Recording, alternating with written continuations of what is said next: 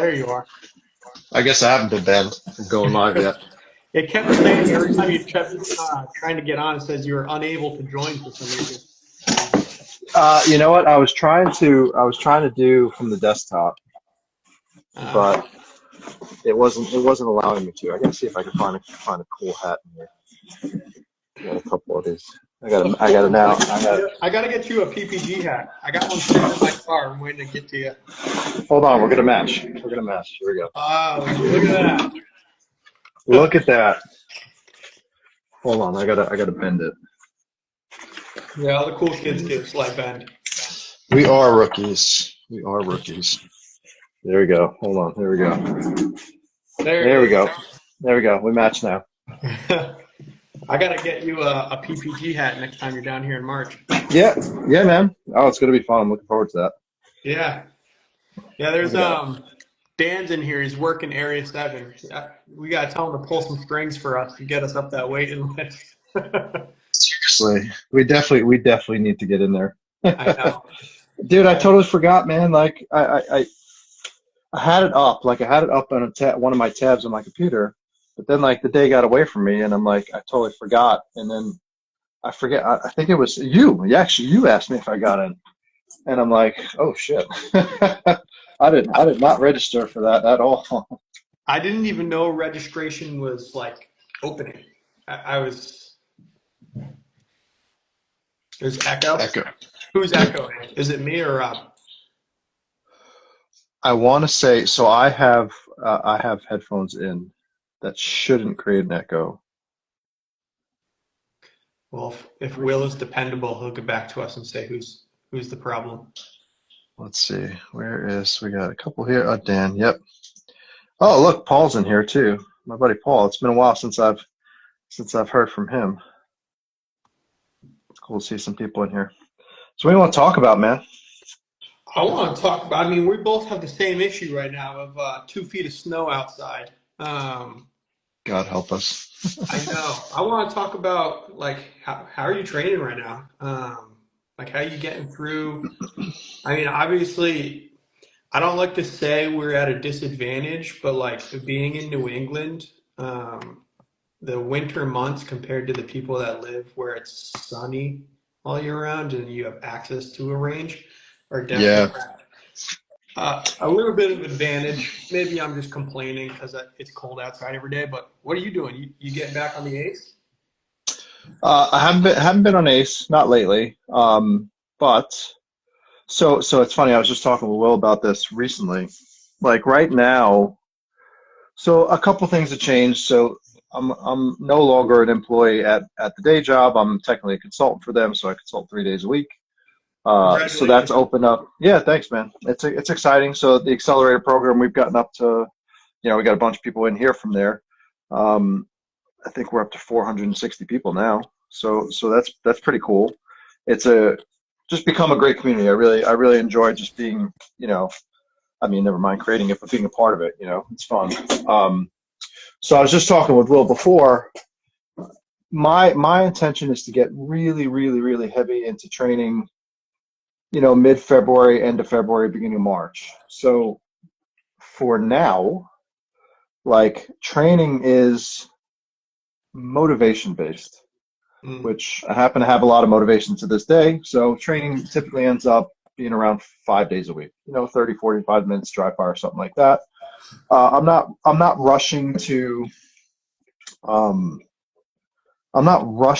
get to the range. When I get the chance to get to the range, I get to the range. If I don't have motivation for some reason, for some day, like I'm not beating myself up over it, because the intention is to go for that 100,000 rounds of training this year. So once March comes, the intention is to go heavy into training, 4 days a week, 5 days a week sometimes. Really, really going hard on live fire. I want to see what's going to happen. Just from getting the chance to allow myself that level of volume. I'm in a good position where I can handle that level of volume. And just committing to it and seeing what happens. Because I've always typically done better with more live fire. Yeah. That's consistently been a positive trait for me. Whenever I can get more live fire, it's worked out in my favor. Um, Not that dry fire is invaluable, but it's nice to have the actual recoil for me. And I'm in a position where it's not, it's an investment. It's an investment both in myself, and it's an investment in the people that we serve. Right. So being able to help myself is going to help everybody else. Like, and that's kind of the main intention behind the whole thing. I feel like you can learn a So lot more in live fire too. Like you get so much more feedback depending on what yeah, you're trying to work on, but I think it also depends on like the style you learn better at too. and there's no right or wrong way. Like, everybody's journey is a little bit different. Some people. I mean, I wish dry fire was the only way that I can get like true value, but I need a little bit more convincing, for me. And that's just me. And there are other people that are obviously the same way, and it's a big component of just understanding yourself to understand, hey, what does more live fire work for me, or does it not?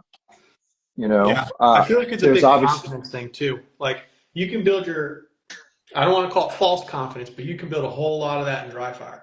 And then you go shoot a you, match, and then you like realize none of that worked, and then you're like down in the ditch, and then you dry fire, build that confidence up. You know what I mean? Where like I feel like a lot of times where you dry fire, stay for a week, and you go shoot a live yeah, practice on the weekend, yep. and then you're like, okay, yeah, cool, all that stuff is working. Let's keep it going. And then you go shoot a match, and you're like, I performed exactly how I knew I was going to that weekend. And then you slightly build on that in dry fire, go test it Mhm. again, get to the match. I feel like that's probably like mentally the most realistic way. I think what you brought up is a good point in the sense of it's consistent checkpoints, whatever those are. You know, you can get a long way with dry fire. So one of the things I've been doing in dry fire recently is single trigger presses, not pressing trigger twice on targets.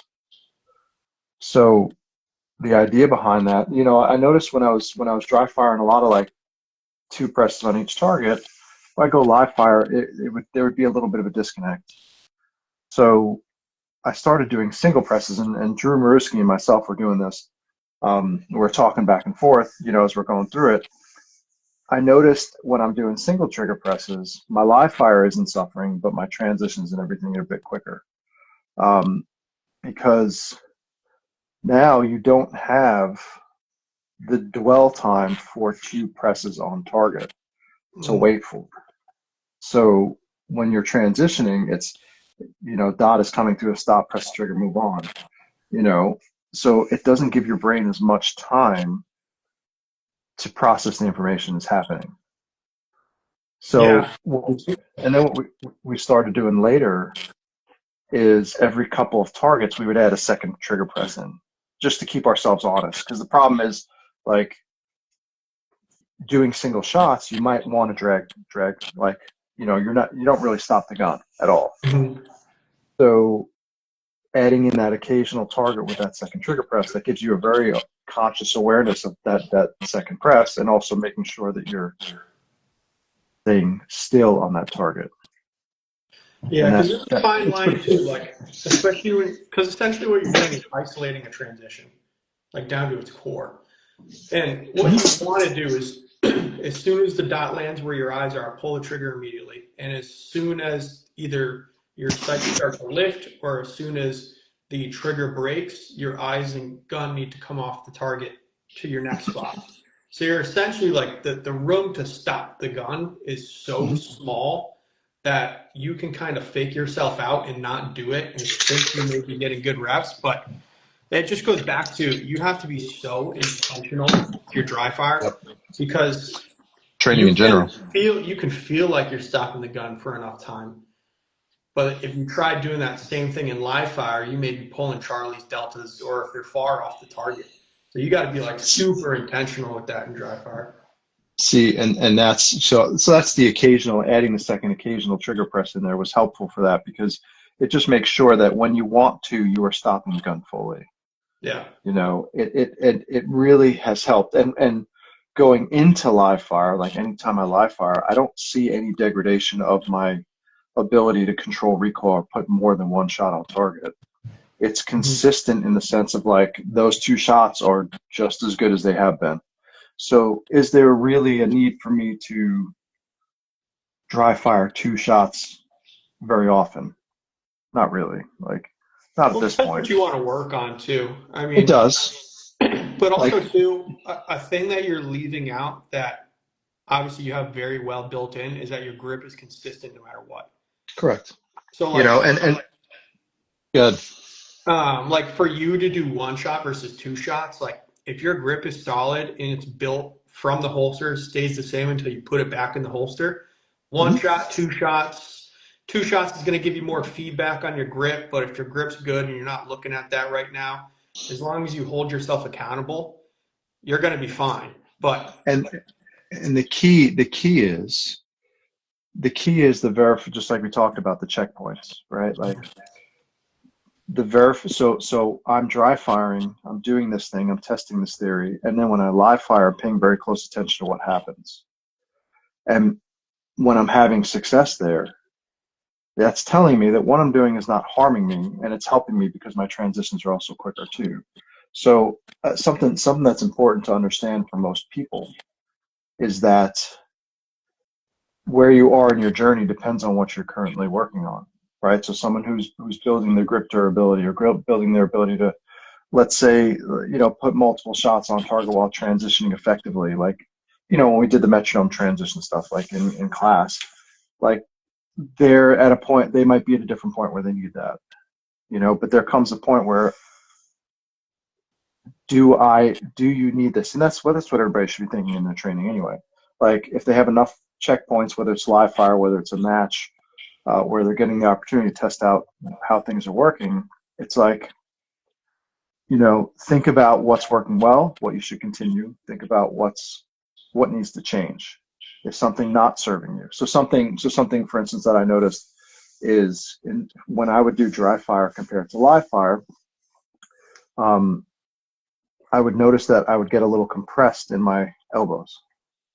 Like my arms would go from having a nice extension with a little bit of a shoulder, like scapular rotation, essentially engaging the lats to wrap around. Um, what I noticed in dry fire is I compress back to get some additional movement out of it. And when I'd go live fire, the gun would recoil a little awkward for the first 20, 30 rounds, whatever. When I stopped and I isolated what was happening, I realized that I just wasn't engaging my shoulder. Like I push my shoulders forward now. So like, let me see if I can get this set up here. Like, so now I'm not neutral. I add a little bit of shoulder forward push, mhm. and that gives me some more structure behind the gun. But in dry fire, I would resort to a little bit more of a compressed position. And what was doing is that was breaking down a little bit to the recoil, so the recoil would not behave straight up and down. So Yeah, when I I do the ice, same. Sean made a really good video of that a while ago. yep, Um, that's where I started trying that. He made that video like what was it last year, 2 years ago? yeah, Um, and yeah, I mean it's a game changer. It forces you to put more weight forward supporting the gun. Like it forces you. You can't get away. You have to put more behind the gun by and rolling your shoulders well forward. and For me, what's interesting about it is and the way he explained it was very nice. And I when I first did Eric's grip, when I tried Eric's grip, when I was having issues, um, that's one of his things is his shoulders are pushed forward pretty far. Um, and that's where I got that from. Sean actually explained it nice in our class in Georgia when we taught together. Um, to get your lats to engage, people think you need to like pull down, but actually when you push forward is when you feel them start to wrap around and kind of like to the way he calls it is giving you a hug. mm, Your lats are giving you a hug as you stretch, as you extend your shoulders forward. And I thought that was a very good way to explain it. yeah, Which explains what Harry's talking about there with the engaging the lats. Um, So that has worked out really well for me. But again, dry fire, I wanted to compress. So I noticed my recoil was a little different than I normally expect it to be. And I literally went on a 15-yard tuxedo and ran like 25 splits. And the first thing I noticed is that the second I did that, went from this to straight up and down. So now a big focus is making sure that that is engaged the entire time when I'm actually dry firing. So like little But things like you would that. So I never need know those that. checkpoints. You'd never know that unless you shot live. Correct. You know, you'd be training something that might be a potential issue. Hmm. You know, so like routine checks are important. You know, so if you want to continue to be consistent, making sure that your dry fire is translating into live fire is just it's a valuable thing. Yeah. Whether it's through a practice match, whether it's through live fire, um, those are important keys to understand and apply. The other thing, so we talked about like the initial thing of what my training looks like right now. Right now, so from I'm training on motivation. Hey, when I feel like it, I do it, and that's almost every day because I'm still motivated and I still enjoy what I'm doing. Playing around with the new guns is also sparked some curiosity, which is fun. But the main thing I'm focusing on right now is the building of my body. Right. So at this point, I'm doing 11 workouts a week between running, biking, swimming, and strength training. So A it's lot. it's 3 runs, 3 bikes, 3 swims, and 2 strength workouts every week, in addition to whatever shooting training I get to do. So we're in what's called the building season for the triathlon schedule, and I have a couple races that I'm going to be doing this year. But the thing I'm noticing that's very interesting is my movement ability continues to grow at even when I'm not practicing it and shooting right now as much. So like my dry fire is very static stuff. It's transition. It's visually focused. It's about connecting the eyes and the gun faster, sooner. And then my live fire is typically movement based. It's dynamic based. A lot of position and stuff. I'm basically entering positions all the time. Hmm. But what I'm noticing is with all the training I've been doing for the body, that my movement ability is only getting stronger. Right. And a lot of that I feel like comes from the bike the most, but all three components together are very valuable. Plus, like I don't get tired anymore. Well, you're Like, becoming a better athlete. I mean, so this yeah. is something that like I've been saying for a bit now, but like our this sport is only becoming more athletic. It's Hmm. never gonna go the other way. Never. Hmm. Like as the years go on, the sport is only gonna get faster, and it's only gonna get more advantageous to the people that are athletic and like built like athletes. I mean, it's just how it's gonna go. People are gonna be Yep. sprinting and shooting guns at just about any target at some point.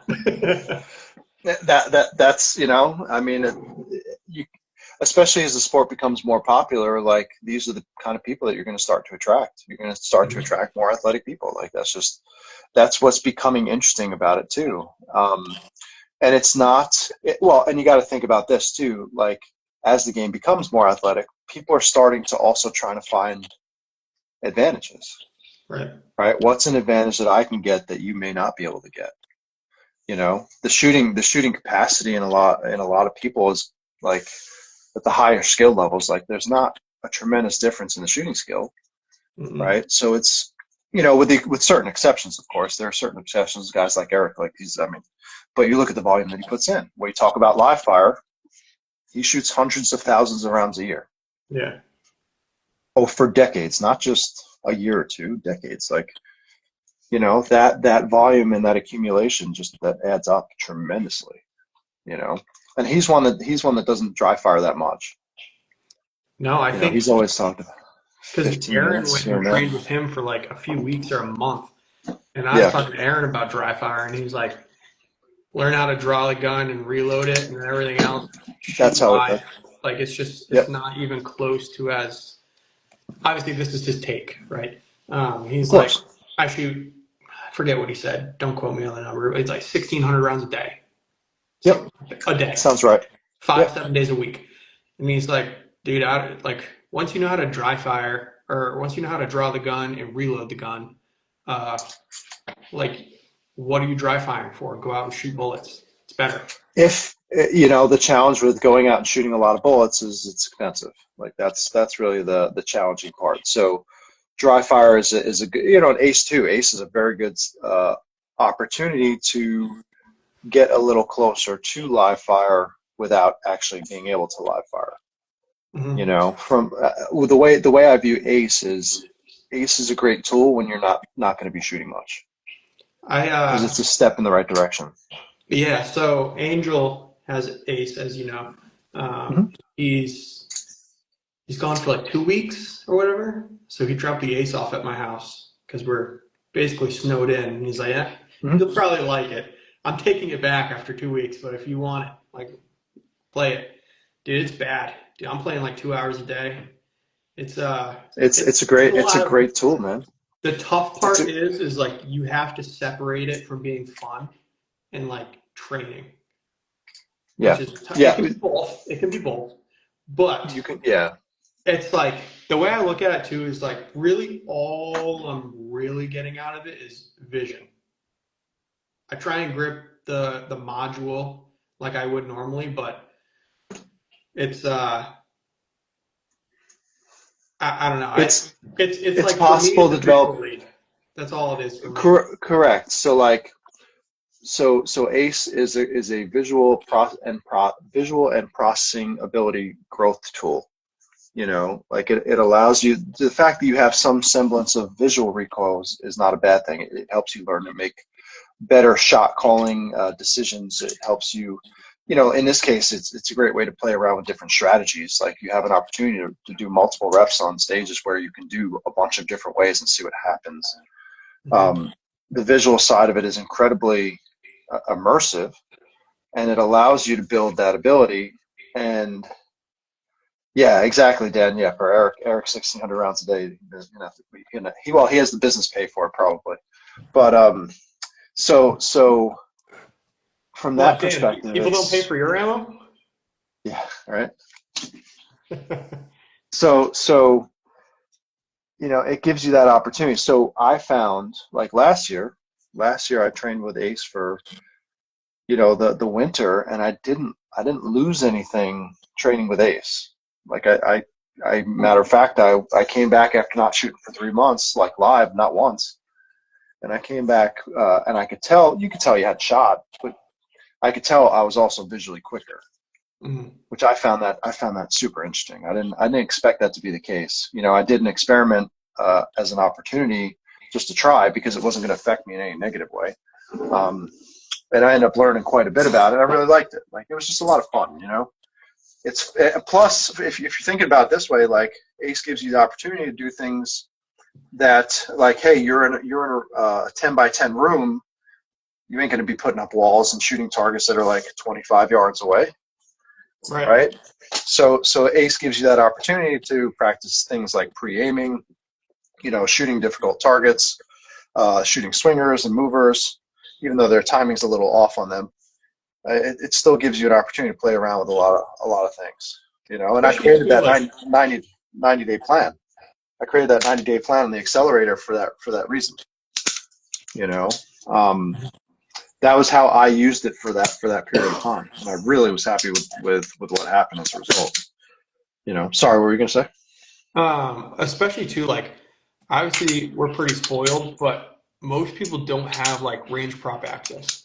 Like a lot of people are packing the back of their car, sedan, or their truck and driving to the range with a few target stands and putting stuff up. Like maybe they have walls, but what's cool about Ace is like you can do 6 stages.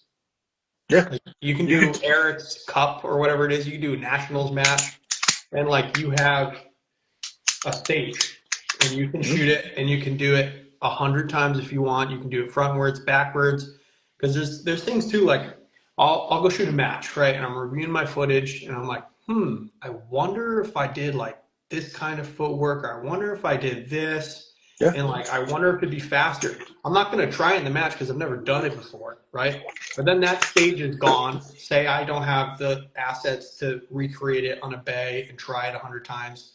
I can go an ace and like kind of replicate the scenario, and try it 4 different ways, and then look at the times, look at the entry times, look at the transitions, overall Yeah. times, be like, ah. Also, what I realized too is like mitigating risk is like something you always think about. Mhm. But when you do like the same stage, say 10 times, you do it, or 20 times, you do 10 times one way, 10 times the other way. And you like Mhm. one way, you're like, I'm going to take every risk possible. And then the other way, you're like, I'm going to do this really safe, or I'm going to do this plan that I know I can get alphas on. And then you realize like what you're actually risking. Like you can Yep. put some statistics behind it without, shooting 1,000 rounds to figure out if taking this kind of array on the move is worth it or not. Sure. Or at You least know, have some kind of gas. I don't, it's hard to say because it's a video game, but it gives you and some kind of idea. yeah, and what I would do every Saturday. So every Saturday I had like 9 series that I would typically run. I would randomize the order of the series, and I would run them all one time to get like a 30 stage, match or whatever. Do all my processes, do everything I wanted to do, and really like treat it as if it were that, and track the scores over the course of time. And that that was uncomfortable. Like it was uncomfortable. I felt pressure. Like I felt pressure to perform there. And then and because it's randomized, it's always a little different. It gives you an opportunity to really like practice that. Let's call it a trust mindset, where I'm trusting the skills that I've currently built up to do the best that I can. You know. Yeah. But like you said, like playing around with different strategies, playing around with different mindsets. One of the recent things that I've learned about myself, and I stumbled upon this by accident, in the past, I've always had to challenge myself to do more, like get closer to my training speed, because my skills are capable of doing these things, but my mind is it's scared, right? It's nervous. It's anxious about doing it, right? So I would come up with these different things, like the program and execute, like program what I'm going to see for every target, commit to a little more aggression, try to match my training speed as best I can. So all those things, like that was typically how I was. If you told me to shoot all alphas, hey, shoot all alphas on the stage, shoot as many alphas as you can, right? I would get less alphas and I would do it slower. Like that was the kind of shooter that I was at the time. But what's interesting is I was working with a student, and we I have a couple different modes of operation that you play around with just to see what's working well for you. So one mode is just like see ace fast, which means see the dot in the center, center the A zone fast, and react to it quickly. A match mode style where it's like, hey, I'm just calling acceptable hits as quickly as I can, and then there's like dot on brown, like it was. If the dot's anywhere, like I'm still visually regressive looking for the spots on the target, but dot anywhere on brown is acceptable. And I had him working on that, and I'm like, and I always do the stuff for him too, so he can kind of learn from me, and I get a chance. He likes when I do it, so I get a chance to train too. And it was the first time where like I came up with I just said, let me see. So the A's, let's get as many A's as we can. Not expecting 100%, but let's get as many as we can. That's the first time that for me has been the faster method with as good or better hits. First time ever, which is interesting. Because to me, like, so I always ask him his observations, because it's good for him to try to articulate that. It also helps me in seeing, what's going on with me from an outside perspective. He's a good shooter. And from his perspective, like for me, I noticed that I'm taking more time to like settle the dot. But for one, the timer reflects a lower time, which is great. And then from his perspective, looking outside, he says it's no different. You don't look any different. You look like you're going the exact same speed. You look very smooth, very controlled, but fast. So that's interesting. Interesting to me, because the first time that's been the best way. And I ran like 7 or 8 randomized like kind of tests where I would vary these 3 modes, and every time, where this mode was of just let's get as many alphas as we can, it was getting the best points and the lowest times. It's interesting, but that says the processing, my processing side has gone up a lot, so that it feels like I'm doing things a lot slower than I am. Yeah. That extra time that I'm perceiving is in reality probably 1 to 2 hundredths of a second, if that. That processing speed is so crucial. It's really Yeah. what separates the gap. I'm going to paint you a picture here, right? I want you to put your advice out. This person I'm about to describe may or may not be in this chat right now. I heard of Tyler, so it may or may not be Tyler. I didn't say that at all. Tyler Robb said that, not me. He didn't even hear what I'm about to describe. But, all right, you have a shooter. They are pretty decently fundamentally sound. They're cautious and careful. You tell them to go get alphas, they'll get 100% alphas for an entire match, right? But they are very hindered on being able to accept less and push, right? And I know you already know what I'm talking about here. Like, they can go and get those alphas. I was that person. Yep, and this is why I'm asking you. Yeah. Like, you go and they have the fundamentals are there to do it, but it's that mental push to be able to accept less information to get the same result, maybe drop a point or two, but drastically cut on your time. What advice do you have for that theoretical shooter that may be listening? You mean me, right? Me in 2020 or 2021. Yeah, exactly. So here was like my thing. So I came up with the confirmation levels, right? Confirmation 1, confirmation 2, confirmation 3. I turned them into words. It was smash, green, and sights at the time because I was shooting iron sights. Okay. My goal at the time, and I was very fundamentally sound, very fast. Like, you put me in any training situation, I would want to send it, right? But in a match, I would hold back way too much. If you told me not to make mistakes, I would make mistakes. So a couple things had to happen there. So I came up with the words, and I programmed how I was going to shoot every target based on confirmation in 2 words. So a paper target got 2 words. Like if it were a 7-yard open target, I would say green smash, which meant see the blip of green color in the A zone and then rip the trigger for 2 shots. Red. Right? Or red. Red or green. I was using a green fiber at the time, so it was a green smash for me. And I'm using a green dot on these Tanfos now, so it's probably going to remain green smash. But so the goal, right? My shooting skill supported this. Confirmation 2 shooting out to 15-yard open targets. So quarter second of a split, quarter second splits, immediate transitions.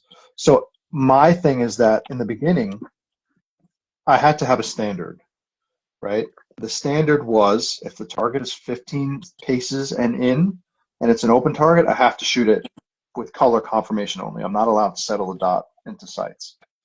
Does that make sense? Everything within, and the goal with those kind of targets was actually to smash the second shot, like really get that 20 and under split, which was hard. So visually speaking, you have to be very aggressive. You have to create the standard that you're going to use, right? And in this case, like for this person, like 15-yard open targets and in is that's a good litmus to start with. I think he can do that too. Right. So what I did was I paced out all the targets in the matches for a while, because what I did is I would assume that a target is 2 to 3 yards further than it actually was. So I had to pace out all the targets, and I had to actually, okay, this is a smash target, whatever. This is green smash, this is green green, this is sights green, whatever it was, right? And I had to program it, and I had to execute it no matter how I felt about it. Because from a data perspective, my shooting skill supports this, right? My mind is the one that's saying, no, I don't really want to do this because it's afraid, right? So, but anytime I did this, like I felt nervous, like I felt butterflies in the stomach and all that, like, but anytime I did this, I was faster and I was just as accurate. Like, and so here's the thing to understand for that, and this is a good way to understand this. Like when you apply that mental commitment that makes you feel slightly uncomfortable, um, and you risk not winning, let's call it, like instead of playing not to lose, like you risk not winning. In 75% of the cases, you're going to gain, Yep. right? In 20% of the cases, you're going to break even. Mm-hmm. In 2 to 3% of the cases, you're going to lose a little bit. And then in that 1 to 2%, you're going to lose a lot. The biggest question is how long are you willing to commit to losing? Not even that. It's risky. It's like if your skill supports it, you need to commit to it no matter what happens. Well, And I'm just saying if you don't change, if you stay the if same, if how long are you if willing to commit to losing? People are gonna lose regardless, right? But I'm saying like until you make that change to push to the next level, it's you have you have to be willing to temporarily lose in mhm. order to win later. So like a good for instance would be my switch over to politics, right? Like Yeah. not running irons for most of my shooting career. Um, I got into top 20 production nationals. I got, limited 10. I got into 12. Like I've had good performance. Limited nationals 22. I was 29th. Like, I had some good iron sight performances. But the division started dying out. So it's like, well, I can stay here and just, be one of the good guys in these divisions, or I can actually move into the divisions that are becoming like staying competitive and going to be competitive for a long time. So, making that change was hard. That was a hard thing, and I'm finally starting to round the corner on that challenge, which was like that was a 3 year challenge. Like, it was a lot harder than I expected to be, and I like why am I gonna hide in a division that's dying at that point? Yeah, I've seen. But I don't want to name names, even though I want to name names. I won't. But yeah, there's. I mean, I guess maybe iron sights may be slightly popular internationally, but if you're competing in the States, what are you shooting those bumpy things for? Uh, it's totally up to. I mean, if you enjoy it and you want to do it, yeah, that's awesome. I But know Tom Castro loves shooting iron sights to win matches, but I mean, that's just him, right, Tom? like listen, man, it's if I'm going, listen, you have to be willing to sacrifice, take setbacks and sacrifices in order to grow. And if my ultimate intention is to help as many people as I can, what good is it for me to hide in a division just to make myself? It doesn't make sense. Like if I'm gonna be able to help as many people as I want to and as I intend to, me becoming the best version of myself requires me to be here, even Well, if that that's what means people stepping back. want too. Like trophies are cool, but like against two, and also too, like especially if, like Tom brought up, and then become instructors. If you're a coach or an instructor or something like that, you should be striving to be the best possible product for the people. I, in my opinion, this may be extreme, but we teach a life-saving skill, whether we want to do it for sport or not. And people put their time, hard-earned money, and trust. So I want to try and become the best possible shooter I can be, so that way I can give the best product to the people that trust me. That's how I And look at at, it. And and hiding at the behind, a facade to make myself feel better, um, I don't know. It's not the way I like to do things. it's like again, it comes down to like what are you trying to do? If you're really trying to help as many people as you can, you becoming the best version of yourself is going to help other people be like take the initiative to do that. And that right, Tom is good at that in the sense that he's good at he's good at motivating people to become better versions of themselves, right? Hmm. Like and you could tell in Art we've had conversations in the past, like you could tell he genuinely wants people to succeed. He wants his students to succeed. You know, Yeah, like yeah, 100%. I think the other thing to understand too is like you don't have to be the best shooter to be a great instructor to help, or a coach to help people, you do have to have a good level of proficiency. You can't be shit, you know. Yeah. But And you have to bring a gun to class. well, I don't know. You know, it sounds like other people may not. No, but you know, well, actually, quite honestly, I took a JJ class in 2020. He didn't bring a gun to class, but that's New York, so can't really blame him there either, because he'd probably Well, get that's not arrested. his normal thing, though. I'm sure he doesn't, like, you know what I mean? I'm sure he 99% of the time brings a gun to class. I hope he does. You know, yeah. So what Tyler's saying here, like, Tyler, the thing is this, and this was a big thing for me in the last year mentally. You need to give yourself permission to try, regardless if you fail. Like, you just, what is the worst that's going to happen? Don't think about What's your the worst that's job. going Think to about training. What's the worst that's going to happen? You fail. Whoop de fucking do, right? Like, okay, you fail. Now what? What are you going to do? You're going to reflect on what happened. You're going to watch some video maybe. You're going to figure out what needs to happen, right? And you're going to do it. You're going to get back to work. If you really want to become the best, that's what's going to happen. Now, let's flip it around. Tyler, you shoot the best fucking match of your life, right? What are you going to do? You know, for one, celebrate that win. That's good. You need to do that because that's something I didn't do enough of. Um, you're going to reflect on the match, watch some video, right? and then you're going to get back to work the next day anyway. You know, like that's the thing. Like, no matter what, it's going to be the same. That was a Kobe Bryant thing too. Kobe Bryant's thing, he wanted to win. He wanted to win more than anybody else, but he learned to appreciate the journey to the point where, you know, it was always about curiosity and learning more so than the victory. He would always say the same. He would say, hey, if you win, that's great. You're going to get up tomorrow and do it all over again.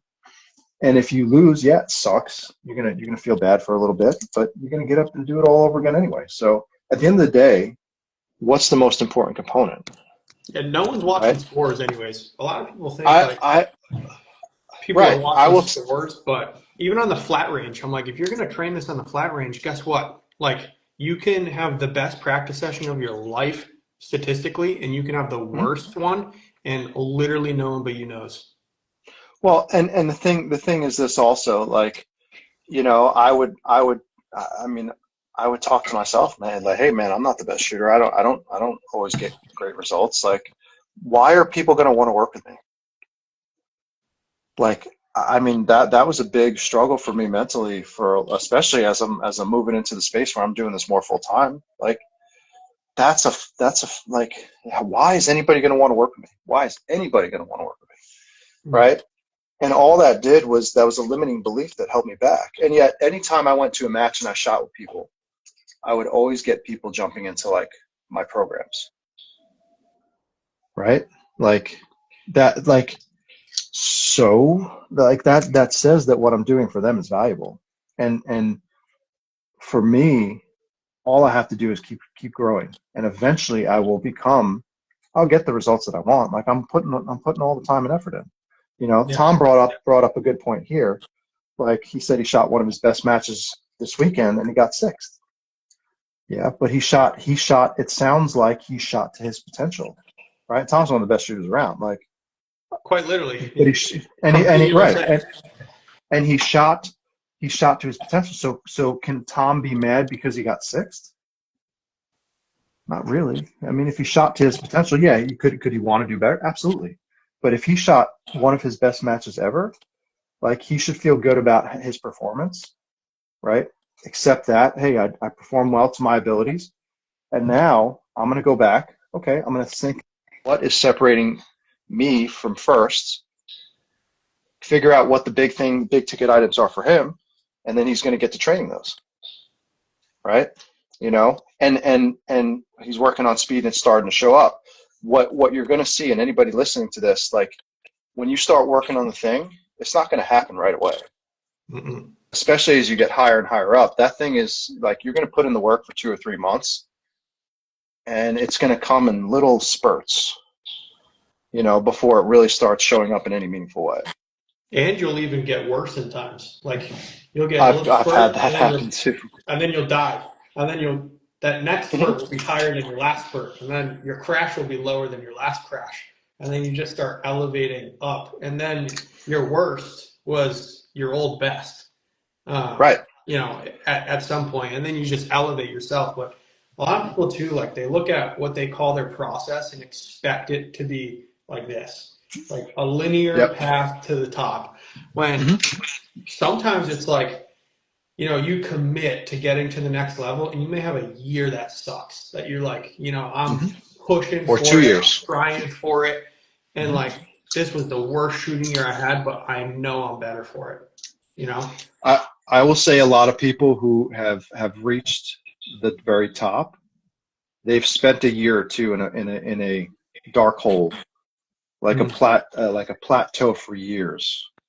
I remember, I mean, at the time I had talked to Ben like way back when I was first training, and he had said he went through a plateau for 2 years plus, where he put in all the effort, all the work, and he got zero change of results. Zero. That's why most people quit, to be honest. I mean, this is Right. where the mental game sticks in.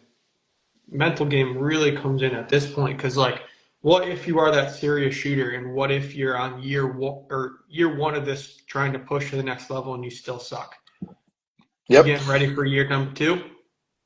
Because guess what? Like you just said, year two could go by and you're like, wow, I still suck. Are you gonna show up for Uh, year three? right. And the thing you got to think about is the further you go, putting in the effort. Yeah, you may not see the results right away, but less and less people are going to continue along that journey if you continue. Mm. So like Alex Hormozy talked about this. Alex is a business guy, but it applies to here. Is he didn't think about it as, man, this sucks. It's like, think about how many people are going to aren't even going to try to get to this point because I've gone this far. Mm. You know, Yeah, Tom made a every good point time I'm too. like getting ready to train or something like that, and I'm like, this is the last thing I want to do. I want to go end my day, right? I'm thinking how many other people are thinking the same thing and ending their day without training. Yeah, This is an opportunity that I can take to separate myself from somebody else. yeah. So it's like, It. but you also play the game of enthusiasm, I think, too, Mhm. is a real weapon you can use when it comes to the season and it comes to training. And burnout is real, whether people like to admit it or not, because I've had times where, like, I'll go 365 days without taking a day off. And Mhm. then, the season comes and I'm looking for an excuse to take a break. Right. So that's why now my focus is largely on building my body myself, and while I get prepared to do this very high volume a year, you know, and like I tell you, man, like the endurance sports have taught me a lot in the sense of patience, and it's going to take longer than you think, and you just have to continue to do it. And like there are going to be days where it just is not pleasant. It's not fun. Like, it's fun that I get to do it, but in the moment it's not fun. I did a what they call a sweet spot ride, where it's like a higher intensity ride, and it's 3.5 minutes at close to your max power on the trainer. The trainer's like a treadmill for bikes, except it's like even worse of a mental prison, right? And I'd already swam a mile that day beforehand. And I got in the house, went right on the bike because I had to go into the job for consulting, and like it's 9 intervals of 3.5 minutes at this very high power level that's meant to fatigue you. And I felt I got through the first one. I'm like, oh man, this is gonna be a long hour, but you learn how to mentally chunk it up and break it into pieces, and listen, the thing that I found myself saying, and this has been helpful for me recently, and maybe this helps people on this live. I find myself saying, hey, listen, if I fail here, that's okay. It's Failure is supposed to happen in training because training is supposed to be hard. Like, if I fail here, that's fine. The whole purpose is so I succeed when the time comes, when it's time to race, right? So allowing myself that, hey, it's okay if I fail. I'm gonna still try to do it. That has helped me allow myself to not use training as validation, to use it as preparation. And I Mm, think a lot of people use it as validation for themselves. I'm this good shooter. That's where you get like all the like the Instagram instructors, right? Like they're validating themselves in training. They're not validating themselves when it matters. They're not preparing themselves in training. They're making the training too easy. Like the training has to be hard, and you're supposed to fail in training. Like right. they, That's they like have they you'll have. hear a lot of people too, like, oh, like my dry fire is my training and my live fire practice is my test. And I'm like, Mhm. listen, if you aren't training and pushing yourself in live fire, you aren't going to hit another level in dry fire. And if you never hit another level in dry fire, like, and that's the, vast 90% of your training commitment, you're never going to improve. You know what I mean? So like, it's always a balance too, and also if you're not failing in training, how do you know how good you can become? Right, right. You'll never know what your potential is. And if you like, you think about this, like, yeah, you're gonna fail in training, you're gonna fail in training, you're gonna fail in training. At some like, as you make it difficult, at some point you hit this threshold of difficulty where the match now starts to become easier. The actual match starts to become easier, and you're like, huh, the shooting is easier than I've trained. So now, yeah, yeah, okay, yeah, you had that failure. Like I make targets really, like there are some targets where it's such a small amount of fucking brown available that's like you can't even get mad. You can't get mad when you miss it because it's just so challenging. But then you fail at it, you fail at it, you fail at it, but eventually you start connecting, Yeah. and then you get sessions where, okay, now I'm connecting more often than I'm having trouble. And then you get sessions where I did 4 or 5 in a row. I didn't have any issues. I didn't have to miss at all. And I had a lot of alphas, right? Like, and you're never going to see that target in a match, right? No. So now it makes you like see like, hey, these matches are, this is nothing scares me at this point because Yeah. I've It's like trained harder. Tom can speak to it because I obviously wasn't there, but he was talking about his training session with Alberto, and they were Mhm. like made the most outrageous, ridiculous session on I love purpose, it. obviously, but like when you start executing your fundamentals at the highest level on things that are legit, not even legal to be in the match, right? Hmm. You go to a match and you see half an alpha, and you're like, oh my God, I haven't seen 50% of an alpha in 2 months. I cannot wait to be able to actually push to 100%. Well, and then what's fun about it is you can demand more of yourself. You challenge yourself and turn, hey, I'm demanding faster paces, I'm demanding these things, and seeing what happens. Mm-hmm. And then as you struggle and strive and you have issues and you solve the issues, like you get those paces, you start getting things together. And then when you come into the match and the targets are much easier, it's like, wow, this is kind of a joke. And then you feel good about what you're about to do, you know. Right. The main I remember feeling that way, like main state I felt like that because I've been practicing really, really hard.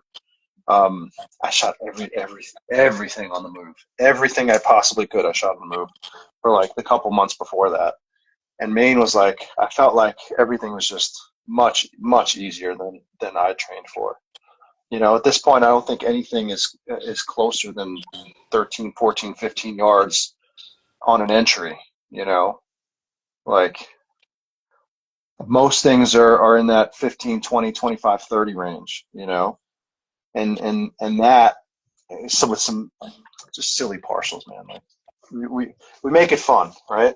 Right. And we demand a lot of ourselves, and so that has helped out quite a bit from my perspective. And I see the things Tom puts up too. I saw he was practicing with Will the other day, and it's great. It is great. It is great stuff. Yep. And, So and that's on the that's how it's. topic of pushing hard and making training difficult Mhm. in live fire, we're talking. You're going to have some people that want to say, I don't have the time or I don't have, the money. Like I can basically shoot once a month, right? Live fire. Maybe I can shoot 500 to 1,000 rounds once a month in live fire, and I have time for one session. I really just need to make sure my dry fire is working. I can't, spend all my time pushing to make it as hard as possible. Mhm. What do you say to that? I'll call it an excuse um, for that kind of, I don't know, availability or willingness. Well, listen, level of participation is a thing. Like some people are just, they're not going to commit the same amount of resources. Tom's got a good question. I think that's interesting. Um, Occasionally I do that. Occasionally I do. Like once every couple of sessions we'll bring things closer. And I'll typically end a session with some like close like 5 to 7 yard shooting. Tom, Just do to you keep my mean it eyes. to where like you have a close target so that way it's out of your peripheral vision? Because like you can have all far targets and the transition is like very small. Do you mean like having a closer target in live fire so that way you actually have to break your head from the gun to a target that's out of your peripheral? I feel like he might mean keeping a couple targets close. For But we'll like, see. I don't know. Yeah. You know what's fun to demonstrate, like when I do the metronome demonstration. That one is fun for that kind of thing too. Like with speeding up the visual side when you're running it. Like, yeah, I think. You know what? We always try to keep a target that's close enough that I can hammer, but it's probably a good idea every couple of sessions to keep stuff close, or at least like at the end of a session. So like at the end of the session, I'll run like some quick transitional stuff where I'm hammering some targets very close, just to bring back make sure the speed is there. You know, um, for I wonder, Tom, you might like something. So there was a drill that I came up with. Uh, Actually, it was from watching Joey Sauerland, and then I get back to, uh, and then I pulled it into my awareness. Like I trained with it for 6 months to see what it was. So if you set a timer for 4 seconds and you try to make 10 individual target transitions in 4 seconds or less from the draw, that for me was a big, big speed increase in terms of what I was trying. Like it brought my processing ability up. That helped me a lot. I did that for a long time. A lot of people really like that one from my group. Clint is actually on here. Clint spent a lot of time with that. That and the metronome work, they're good at speeding up the mechanical side and the visual side together. So the focus in the exercise, it's called 10 and 4. The focus was 100% guaranteed acceptable hits in 4 seconds or less from the draw. So 10 individual target transitions. It could be 10 targets. It could be 2 targets back and forth. The difficulty scales to your current ability. But from that, it could be either one. It could be vision or moving the gun quicker. But if you think about it, I wouldn't allow myself to move on until I did 2 to 3 in a row of one sequence, guaranteeing 100% acceptable hits. So it was a vision and processing exercise mainly from my perspective. The metronome work, that can speed up the mechanical movement of the gun, but you could also focus on the visual side of it too. But the individual target transitions, you want to get visual speed, like that's probably going to move your vision much, much faster. And I've been doing a lot, we were talking about before, I've been doing a lot of single shot transitions in dry fire because you just don't have a lot of visual time on the target to allow you to process that information. I hope that's helpful for you, man. The concentration grids, like outside of the gun, like I've liked the concentration grids for a long time. If you get a chance to look them up, I used to use that those when I would take my scheduled day off a week. I'd use the I, concentration grids. I would just use it. So the drill parameter, 10 individual target transitions in 4 seconds or less from the draw. Difficulty scales up and down based on your level. So let's say a simple version of this would be 2 open targets relatively close to you, back and forth 10 times. A common thing that I would use is I'd use 5 targets. I would use like 3 of them partials, 2 of them opens, and I would either go back and like through them and across, or back and forth. Further away makes it harder. Partials make it harder. Adding some movement to it. So like for you, if you want to do this, you find you get comfortable with it, what you can do is you can set up like a blending exercise for yourself where you shoot a couple and then you have to blend into a position. I found that to be a lot of fun too. If you message me, I'll send you a video on it, and then you can kind of take what you want from it. So yeah, more targets is going to be more challenging. But the whole point is like someone who's new to this, they're probably not going to be able to do it all. So giving them 2 targets right in front, like that makes it simple. You know what I mean? So message me if you want me to talk about it more too. I'm happy to share anything. So, and we'll have to get you on a group call also, Mr. Castro. I think he'll enjoy being on our group. Yeah, I think the group will enjoy him too. So I think they're gonna love him. Yeah, yeah, I do. I feel like you would do it too. It would be fun. You like top training, and I know for a fact your group would absolutely love to listen to Tom talk about how he does stuff. Oh yeah. Tom has a very unique perspective that honestly took me through last year, took me to a whole nother level with my movement. And maybe Tom can tell me, I'm wrong, but yeah, he definitely approaches how to train shooting on the move and how to look at a stage and diagnose how you want to move on it, different than I've ever heard. And it took I can feel like I can shoot on the move like I can static. Yeah. I never used to be able to do that. Like I always have to slow my shooting down. And now it's definitely a great, awesome. neat technique. It's really a superpower. When the stage is set for it, and you can use that skill, and you have everyone else either stopping and making an extra position to shoot it static, or they go to shoot and they do that thing where they're like moving so slow, and then they're shooting slow. You know what I'm talking about? And they just slow everything down, and it's like you're not gaining anything shooting this on the move. So being able to actually move at a decent pace and keeping your shooting the same, then you get to gain the time on somebody else. Oh yeah. But circling back to the question I had, because not to keep picking on Tyler, but I'm picking on Tyler because I know he's going to say, listen, my live fire is for validating that my dry fire is working.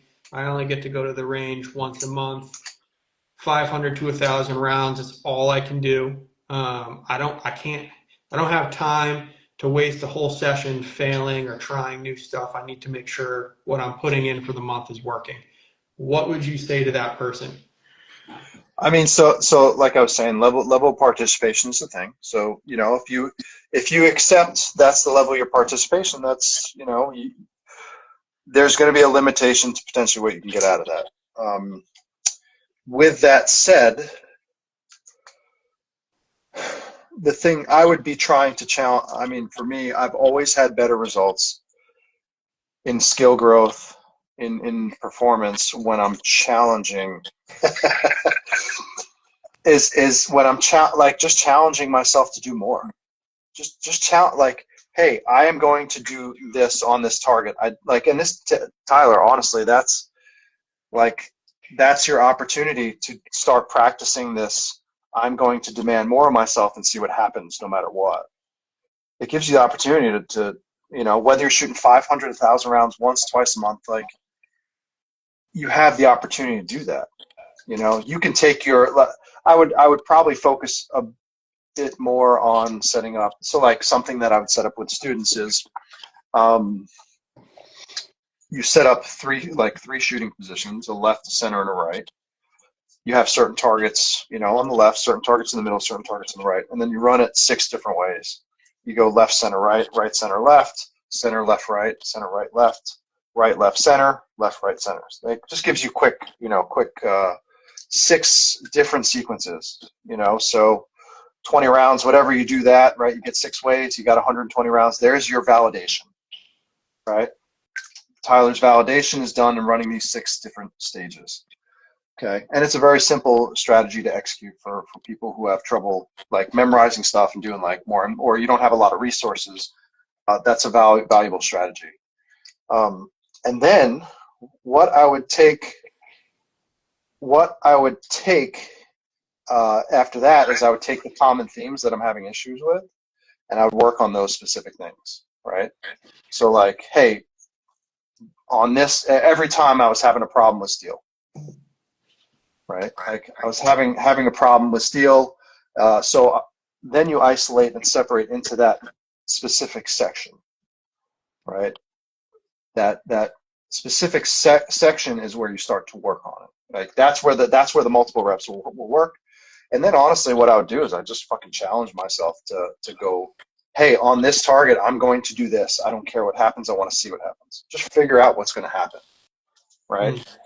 Allow yourself the opportunity to try. Give yourself permission to try, regardless of what happens. And this happens first in training, in order for you to be able to allow yourself to do it in the match, right? Yeah, like I know his goals, and I know he wants to get to the next level. But something I firmly believe in is if you don't push and train in live at the level he wants, it's not going to happen. Like once you start wanting to get up into that M class level, if you're not willing to push yourself in live fire to the next level, the skill is required for you to train like that. Right. So in Tyler's case, he can get his validation in the first 100 rounds of his session. Mm-hmm. He's still got 400 rounds to play around and learn something. You have the opportunity to figure it out. Like when I was doing this program and execute thing that I did way back, I first started playing with that in live fire. Like I set up targets that were okay, and this is what I'm going to do on this target, no matter what, doesn't matter. And when I start, like I learned, well, I'm not giving myself enough credit here. Like I'm too afraid to push myself, so I have to commit to programming and execute. I don't care how we feel. The data supports this. If the data supports this, I have to do this no matter how I feel inside. Mm-hmm. Right? Even if it feels irresponsible to me, it's within my skill set. It's a great word. Great word to use. Irresponsible. I mean, how you're describing is exactly how I know he feels. Yeah. And he's probably sitting there not saying anything, but I know you're definitely hitting it home with him. And I think a cold start to validate your training, whether it's working or not, of 100 rounds, whatever you want to do, is good. And then after that, you have to mentally commit. This is your training to get to the next level. And it's so here's see it after one session. Here's another thing for Tyler. How many matches is Tyler shooting a month? Tyler, answer that question. Or how many does he intend to for the year? Like, it's a good question. If it's one, is it one match? Is it 2 matches? Is it 3? Is it none? It may be 2 matches a quarter. Who knows? We'll find out from him, right? So 1 to 2 a month, right? Like, so here's the thing. Like 1 match a month, good minimum, right? But if you're doing any additional matches, either way, no matter what, in the match, you need to choose your objective. The result is not your objective, right? The match objective, the process that you want to incorporate and you want to run is your objective. That's what defines success for you.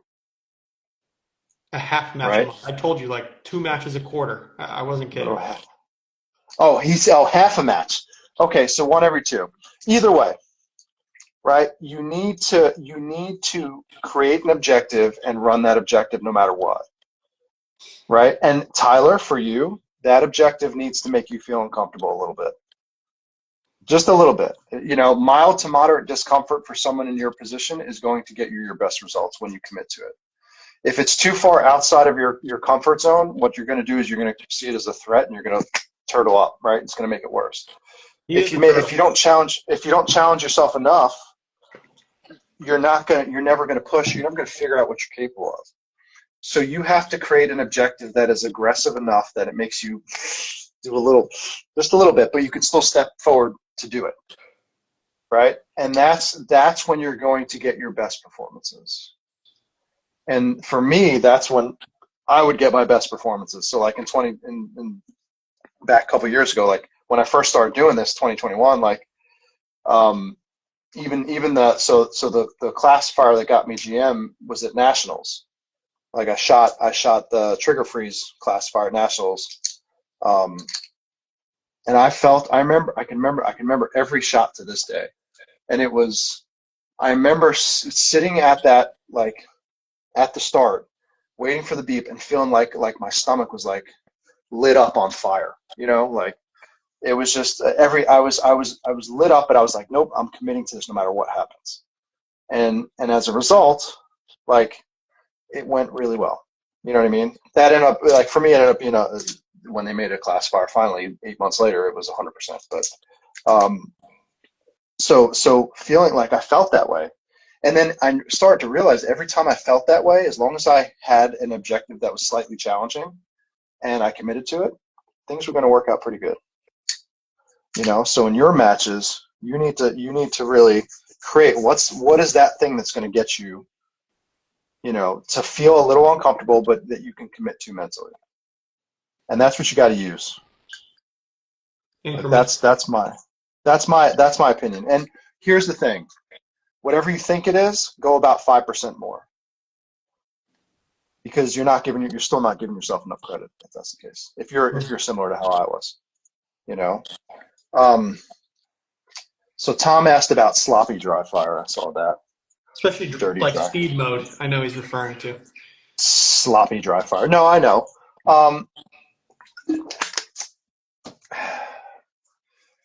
I think it can cause, like it's a trap. It can be a trap in the sense that it can get, like, if you do a lot of it and you just don't pay attention to anything, like you're going to get yourself into a hole.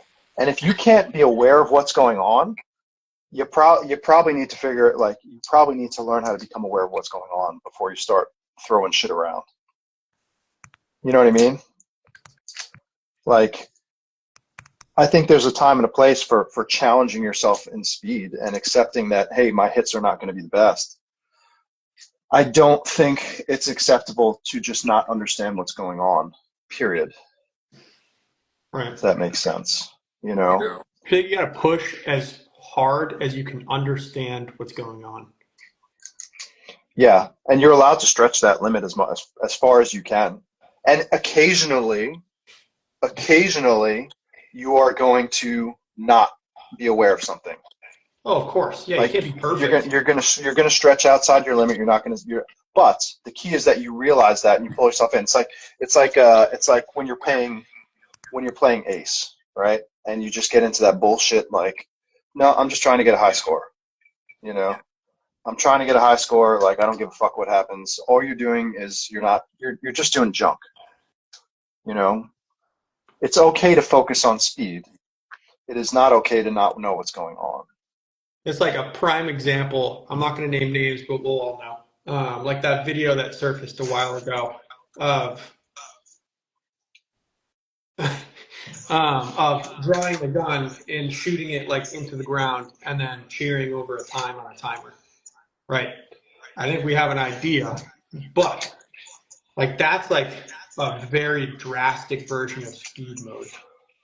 That's going a bit too far. You know what I mean? Like, I can understand yeah, again, a very temporary reduction, but it can't be long. You know what I mean? Like, it can't be this long. Hey, I'm doing this all the time where I don't see shit, because you're really not doing anything valuable. Mm-mm. Like when I would chase reloads hard, like I would still require myself to try to see the bullet going in the gun. Like try to see the side of the mag.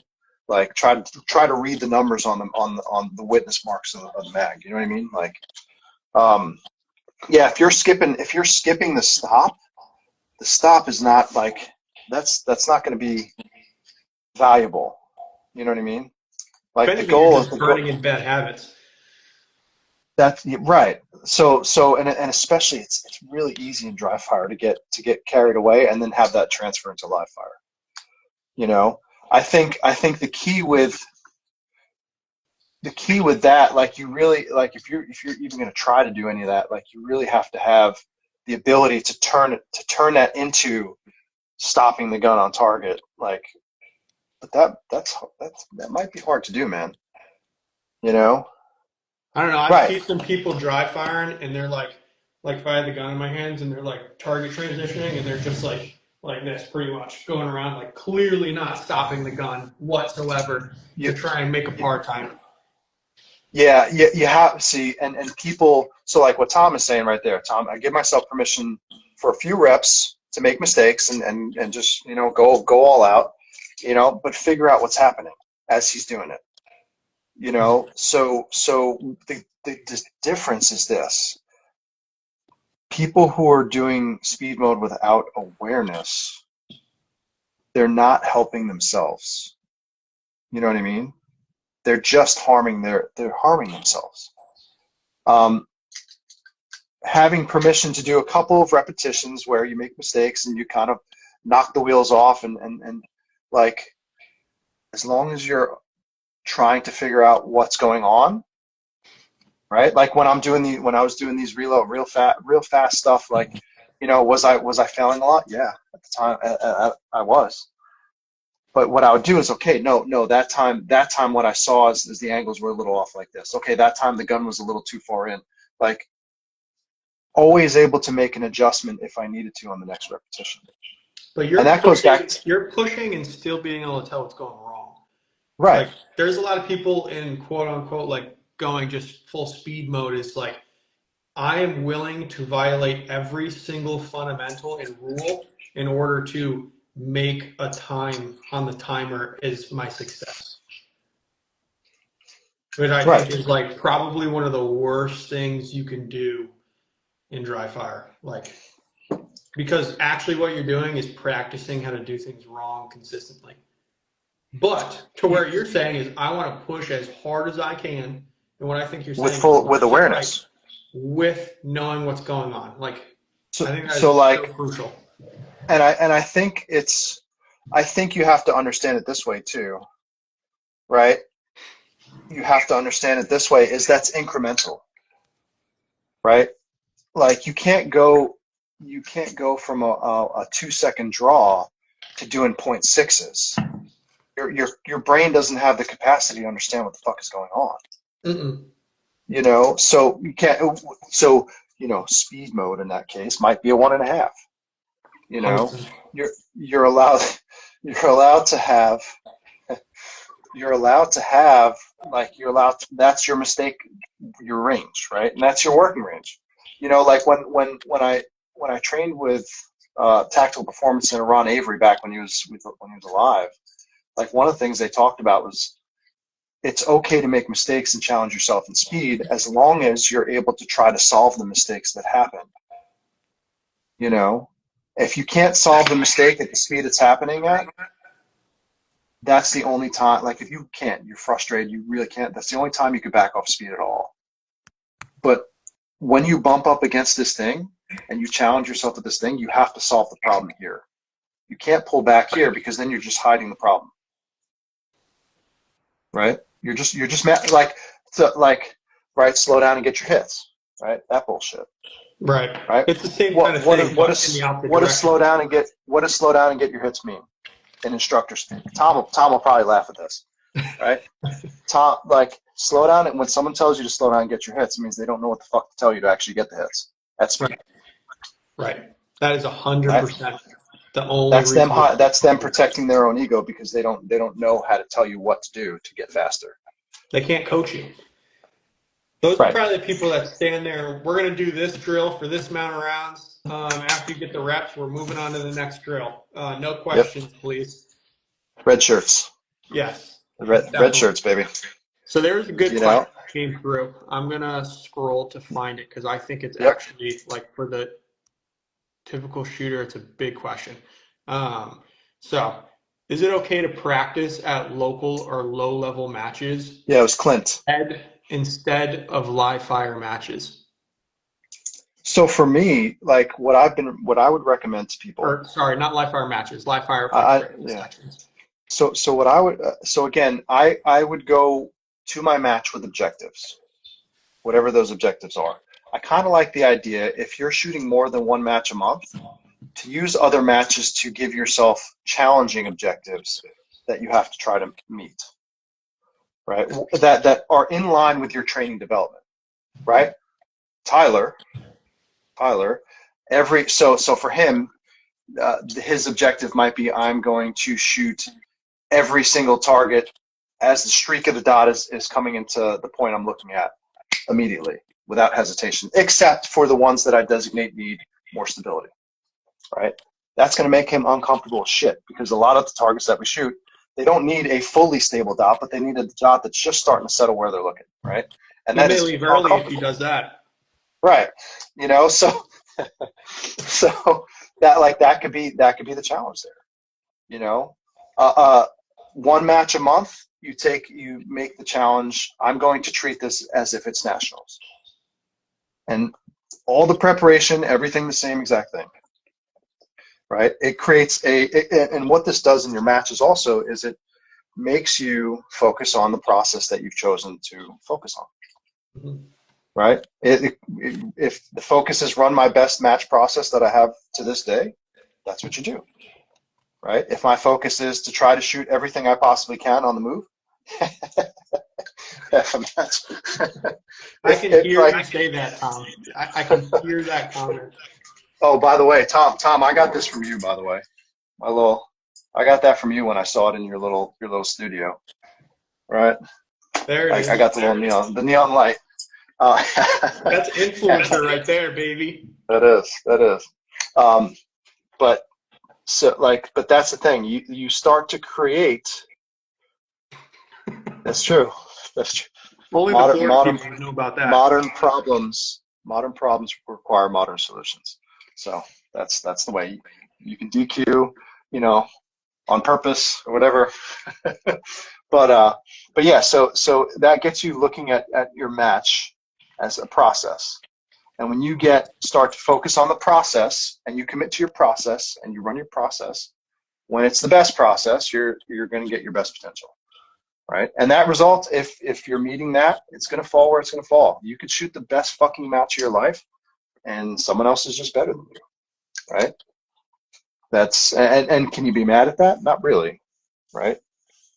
You know, now if you're not putting in the right amount of effort and you're not willing, you want better results, like then that's on you. You gotta figure that out. You gotta reflect on that. But if you've gotten the best match you can get and someone else does better than you, okay, you be happy with what you did in that day, but like, hey, what's separating you from the next level? And are you Exactly. willing to pay that price? Are you willing to pay the price necessary to get to that next level? That is such a valuable question because everyone's like, I want to win the match. I want to go to this major and I want to win. But do you even first understand what it took that person to get there? And Right. second, are you willing to do more than what they're already doing? Mm-hmm. Because not only is it a major time commitment, it's a major financial commitment, Mm-hmm. it's a major attention commitment. Like you're gonna have to sacrifice a lot because the guys at the top train 7 days a week and they shoot thousands of rounds a year, and you have to outdo that or you have to outsmart that somehow. Um, Yep. and honestly, like the lore of the process is great, but there is so much that goes into it, and it most of the time can't be done in a year. You No. got to stack it year after year, 365 days a week with the mental goal and actual action plan of becoming who you want to be. Right. Like you also have to be willing to accept year or years of no result change, Hmm. right? Like, ideally you hope that, but everybody at some point hits that plateau. And the plateau doesn't mean that you're not growing. It just means that it's not, like, the results are not showing. Yeah. The work is being, if you're putting in the work, right? You're reinforcing the curve, right? You have to reinforce it enough so we pop that up. You know what I mean? Like, but that takes a certain amount of time, It and it's does. just what it takes. Like, you can't all of a sudden say, "Oh no, well, no, I'm done." Like, if you want to get it, you have to continue to push through it. You Like, can't luck your way to the finish line. It will not happen. right, success and failure are on the same road. Failure is just on an earlier exit. You know. Yeah, it's easier to fail, actually, or it's easier to quit than it is to win. Right. Well, yeah, quitting is easy, isn't it? Yeah, You know? it's the easy option. Like shooting half a match a month is way easier than shooting twice a month. Jeff talked about it takes time. Like, you can't expect instant result, and Jeff and I have talked for many years at this point, and he was in a plateau for a while. And you are echoing. I hear you in my ear. Um, but Jeff continued to put in effort, and he came up with his own way. He finally started to challenge. So he was another one who's very conservative in a match, and he finally started to challenge himself speed wise, right? And he started to finally put it all together to the point where he shoots more comfortably. He shoots more comfortably, and now, like, he went from A, and he was sitting on A for a while, and now he hit M, and then maybe a month or so later, he finally got his GM card. Like, it's taken him a while, but he kept with it. I love the Canic, by the way. The Canic is still one of my favorite guns Amateur to club this day. shooter, it's a nice gun. Gosh, man, I Well, love I I think love this is those a guns. perfect segue into the mental game um, Sure. because people talk about it a lot, right? And it's like very easy to understand on the outside. And I think it matters the most when you shoot a multi-day match, or maybe like it's the summertime and you're in the South and it's a 12 stage full day match. Like, I think the mental game matters a lot more. Obviously, how in shape you are and how much of an athlete you are plays into that, right? Like, you can avoid a lot of mental hurdles being in shape and being an athlete, right? Hmm. But where have you found, like, you have a lot more major match experience than I do, especially multi-day matches. Where have you found where the mental game, like, you gotta lock it in with these multi-day matches, and how have you overcome those hurdles? Just in general, for me, again, talking about the match process, the match objectives, like, for me, that's helped me a lot. All these things that we talked about tonight, permission to try, removing. So a big thing for me, and was what we talked about in the beginning. Like, I had to learn to remove expectations and pressure, because I'm a tremendous perfectionist, and I would be thinking about what everybody would think of me before anything ever happened. So I just created a tremendous amount of internal pressure on myself. So learning how to get rid of that, um, that was tremendously helpful. And then being able to just pick objectives that I wanted to do, that allowed me to not worry about the result here, but to focus on the process. And if Mm. you focus on the process, and you have your best process, right? Like, if you get the opportunity to focus on that process, and it's the right process for you, it's going to pull out your best potential chance, right? And in the moment when you're in the match, trust is a big component. You have to accept who you are, right? Like who you are today. This is who I am. I'm not going to magically jump 20%. Um, you accept what Tom just said. Like, it doesn't matter what other people think of me. Like, You know, my self-worth is not determined on this match. Like, I'm going to be the same person I am tomorrow, whether or not this is the best match ever or the worst. So getting rid of those things, and honestly, just, you know, having fun, like having a lot of fun, hang out with, and getting a chance to shoot guns. Like, I mean, that's fucking awesome. It's just it's made it so much easier, you know. It's become so much easier to enjoy it. And for me, like, something that I started doing like recently that I like is, like, I'll talk with the squad and I'll be like, hey, listen, this is what I'm doing today. You know, whether it's the best match I've ever shot or the worst match ever, this is what I'm trying to work on. You know, this is my objective.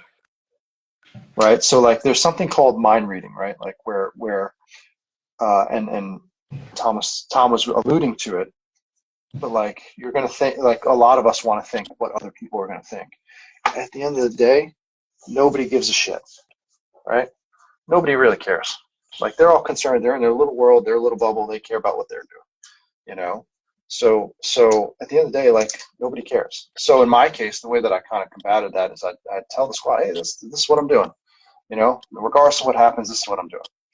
Knowing that it gives me permission to try, and if it's the right thing, it's probably going to work out reasonably well. You know what I mean? Mhm.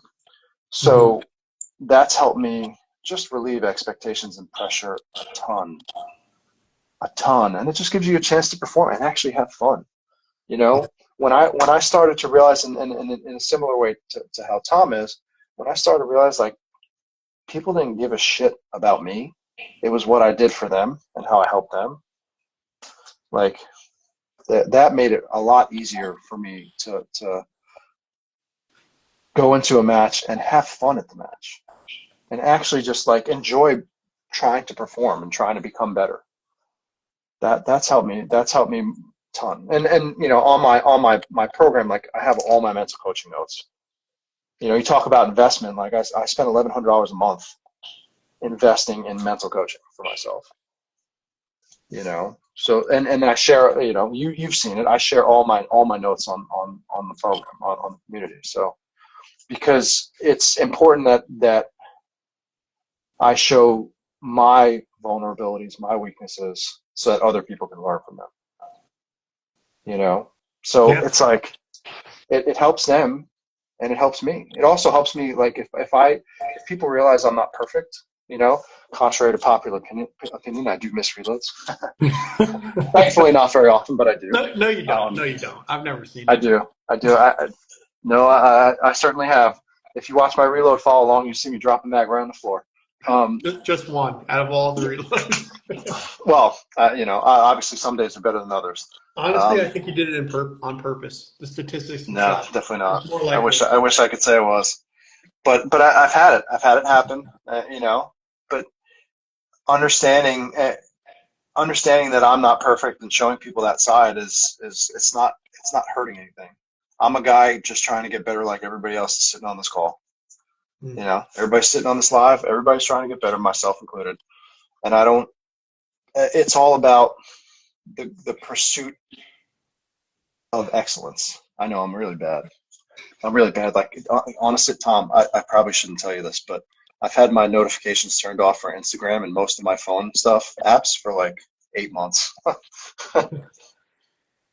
What a horrible I'm telling you, influencer. it's horrible. Like, I don't like. I honestly, I hate posting. I do.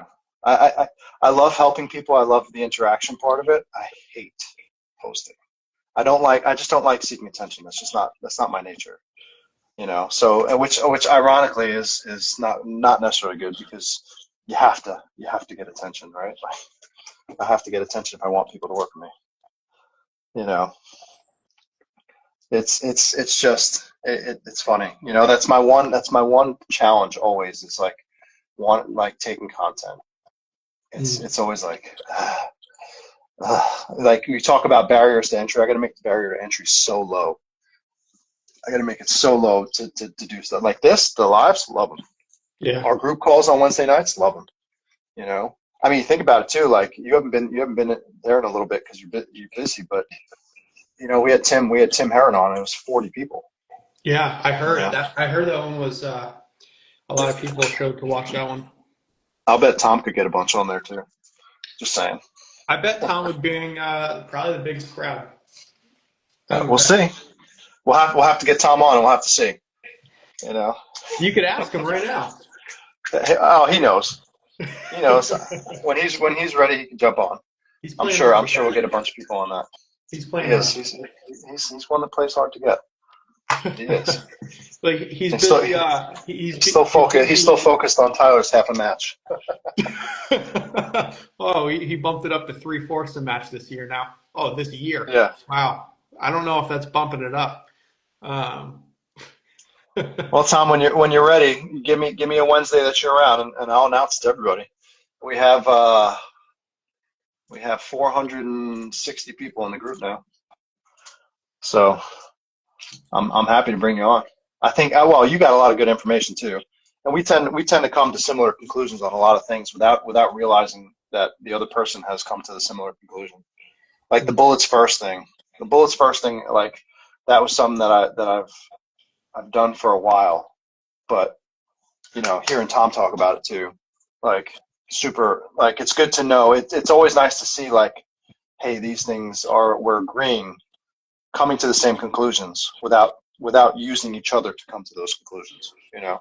yeah, when Tom explained that a lot, or when Tom explained that to me the first time, it was like, okay, yeah, that makes a lot of sense. But the numbers don't lie and the consistency doesn't lie. No. But then you start to realize, all right, I would try and do I would reload, but I would think to myself, what am I prioritizing first? It was never the reload. I was like, I'm Mhm. either prioritizing moving while I'm firing the last shot, which is not what I want to do necessarily when I have a reload Mhm. exit, or I was prioritizing the run first and then Mhm. trying to reload while I'm moving, both arms, Mhm. where it is like always more consistent and always more faster to prioritize the only thing that can get you points on the stage, and that's having So bullets in your gun and being able to do that. Like I know you talk about this all the time, to reload in a one in a step step. while you're exiting, then you can run faster, you can shoot sooner, and that is the name of the game. It's interesting because I tested it out with several people too, on multiple different arrangements, even uprange to the gun side where you have to drop the gun behind you. And every time, so it was myself, it was Sammy who's in our group. He's a master class shooter, and he's my weekly guy who's probably around that A class level. And all three of us, no matter which direction we moved in, every time we got the bullets in the gun first, we got the reload done, as long as we were starting to casually move in the direction of the next position. We would always have at least the same times, usually slightly better. But the more important thing is the shooting was able to be more aggressive because the grip was ready earlier, right? The grip was ready to shoot earlier. We were able to shoot with much more confidence, versus trying to get everything done, and sometimes if it doesn't go right, like you're behind now already. And the thing too, the timer doesn't record how much effort you put in. The timer doesn't record how fast you run from spot to spot. The timer doesn't Nope. record like, how cool it looks on Instagram. The timer only records every time you pull the trigger and fire a bullet. So the Yep. sooner you do that, and the sooner you fire the last shot of the stage, the sooner the timer stops, which gives you a Mhm. faster time. So prioritizing having the gun ready to shoot sooner will always be a faster time. Yep. Well, it's like the pre-aiming thing, right? Mm-hmm. So it's wild to see how having the gun ready, even if it's a little on the early side, is going to be drastically faster than being late, right? And that was from our class, right? Like so I did it with Sean, right? In Sean in my class, we had a position, I don't know, 3 steps away to expose the next target from behind the wall, and did shoot 2 shots just to get the, like, register the time, move hard over there, push the gun out, fire, right? Time was a 193 from shot to shot. Then did the shoot, move hard, gun is up, but it's not actually ready to shoot, right? And that was like a 1.6. And then the third one, literally, as soon as I was done shooting, transition to the next target, start walking with the gun ready to shoot. Walk the 3 steps and fire. But fire as soon as that A zone was available. And it was under a second, which goes along with the demonstration you had done where it was, hey, get there, stand up, the several demonstrations you did. Right? Yeah, I mean, the numbers don't lie. The numbers, you can't argue with it. It's impossible to argue with. And like we did it in class, and we did that demo, and we turn around and look at everyone, and everyone's like, I did that like 4 times on the stage, or like, I do that every single time. Like, oh yeah. It's so simple. And a lot of this stuff, like, I don't want to say it's a technique change you can change overnight, but it's a mentality that you can go and train and instantly get results. It requires just a simple setup and effort. Like literally, if you set up a small, you could set up one target, or you could set up an array like right in front of you. You have a barrel stack, whatever the distance is, whatever. You have 4 or 5 or 6 targets there, right? It could be less, but this gives you nice variety. Practice entering on all different types of targets. You could change the shooting order every time, like. And you get very good at the entry part. Like you just learn, like do it over and over again, and you're going to get good at it. I mean, yeah, exactly. Well, quite honestly, it's like the, my internet warrior commentary usually resulted around the, hey, you didn't keep your eyes on the threat for the reload. That was usually, or you brought the gun down too far. You had to scan and assess before finishing. So true story. I had a guy, and he was arguing with me, right? Yeah, I could do no look reloads. I could do them in the dark, whatever. Like, but like he was so mad, and he reached out to me, and he sent me a video. He sent me a video of him doing a slide lock, no look reload. And you could tell in the video, this motherfucker did it 100 times to get one right. His face was like red, and it was sweaty, and just angry. Well, Tom, that's a great question. Is this a trick question? I feel like it's a trick question. I honestly have no idea if he knows like the circumstances that you're under when you shoot, or like what you're training. I don't know. He could. I have no idea. For me, I mean, I don't think about footwork in the sense of like I'm not thinking like 2-step entry, 3-step. Like I'm not thinking about that stuff. I set up some targets. I move, and I see what works best in terms of shooting them. So maybe in a sense I do think about like so I've played around with harder deceleration to get stable quicker. I've played with the, shuffling, walking into position. I've played with those kind of things, but I don't think specifically. Well, I shouldn't say that either. When I think about movement, like shooting on the move stuff, the main focus whenever I talk about that is just trying to keep my feet close to the ground. I don't know if that counts as footwork. But I do work on the movement side of things in terms of the shooting side, but it's largely based on position entry shooting on the move. It's not that I'm doing anything specific. Do you highlight the length of your strides at all when you shoot on the move? No. It's one of those things like where you just, it's like throwing a baseball. How do you throw a baseball well? You just do it. You keep doing it, and you keep trying to just, hey, okay, I felt a little lower this time, maybe. You know what I mean? Like maybe my steps. I personally like keep my feet so close to the ground, and that was something I learned just for the fact that I have that foot. Like I have the game foot. I had to figure out a different way to do it because I can't heel toe on my right foot. Like I just can't. So when I was watching guys like Christian, I would see that his feet were dragging all over the place.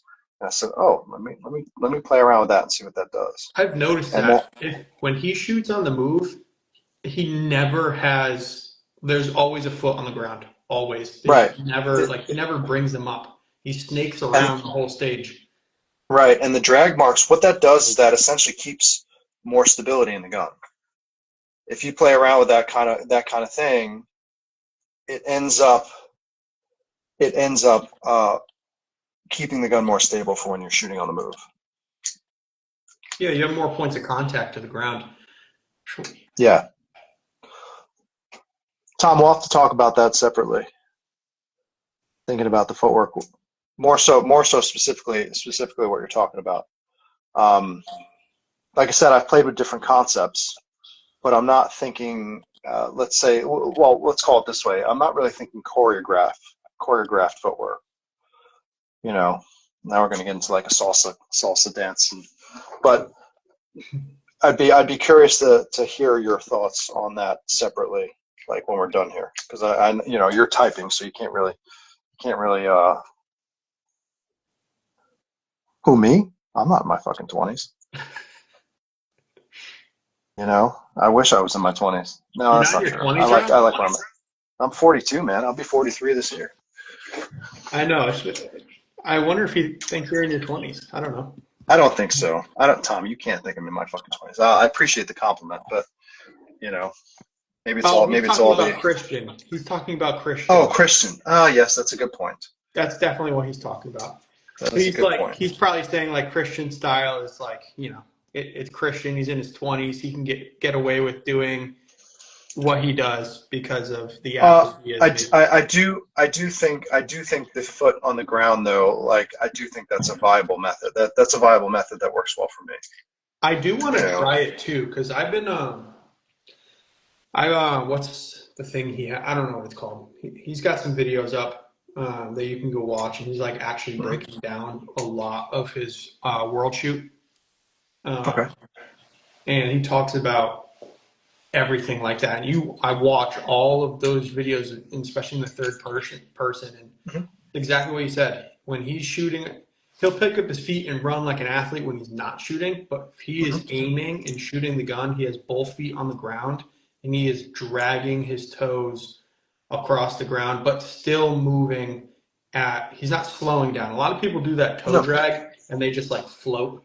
And Yep. that is like No, your that's not slow. what it's really about. But he is That's like not the keeping intention. contact with the ground. And I'm wondering if that helps not disturb his sights when he's moving aggressively. Oh, if I'm telling you, try it, and you'll see that there's more stability in the gun because every time you lift your foot up and place it down, especially if it crosses the center line of your body, like Like crossing not your only is it, feet? yeah, I don't really when I'm thinking about it, I don't really go much past the center line of my body, right? Like if you pick your foot up and you bring it over, like the second you bring it over, your pelvis is going to want to rotate with that, and Yeah. that's And going to we don't cause train our problems. fundamentals like that. We train our fundamentals like, like we have a triangle. Yeah. And I know Tom's talked about this. Like you have your chest, your arms, and your hips are in a triangle. And anytime you deviate that triangle, you change your fundamentals that you practice. The, right. Well, never mind. Deviating off axis is going to cause the gun to recoil odd, which is Which going to is, make again, like it's that's going to not cause some fundamentals problems. we practice. Your gun's going to behave different. Yeah. Um, And it's just going to create more. It's going to create more residual tension in the rest of the body. a So question I'd love to ask Christian is how many pairs of range shoes he goes through from ripping the toes off. That's what I that, want to know. that's funny. I wouldn't know about that, but Me neither, sounds like but if he's he's done it. dragging his feet all the time when he runs, I'd assume he'd probably wear down I mean, a not when he pair. runs, when he's shooting on the move. When he's shooting on the move. But yeah, yeah, we'll see. But it's definitely interesting because I have noticed that same thing you brought up, and it's a very different technique that not a lot of people do. I'm gonna when there's not 2 feet of snow outside, um, I'm gonna give it a shot. I'll play around with it for a few weeks and see how it goes. These are all tools to use. you know, and no matter who, no matter who you are, right? No matter who's telling you what to do, your job as an individual practitioner is to take the information, decide if it's worth investigating more for you, and investigate it. And if it works, great. If it doesn't, you can throw it out. Like, Yeah. it doesn't have to be like, there's not a lot of new and revolutionary information out there, right? It's about taking the current information available and combining it in ways that allow you to get the best performance for yourself and your specific attributes and traits. Like, when it comes down to it, like, my foot, I can't lift it, right? I've had a lot of injuries on that leg from the accident, and that causes me. Now, does it stop me? No, right? But it might cause me to have to do certain things differently, using different information to the best of my ability. I can't physically decelerate on my right leg because I can't dig my heel into the ground to sit my weight back as well. You know, so I have to learn how to do it differently, and I have to take on an approach more like Tom, where it's like, I'm trying to shoot as much as I can so that I can reduce the amount of time that I have to move to the next position.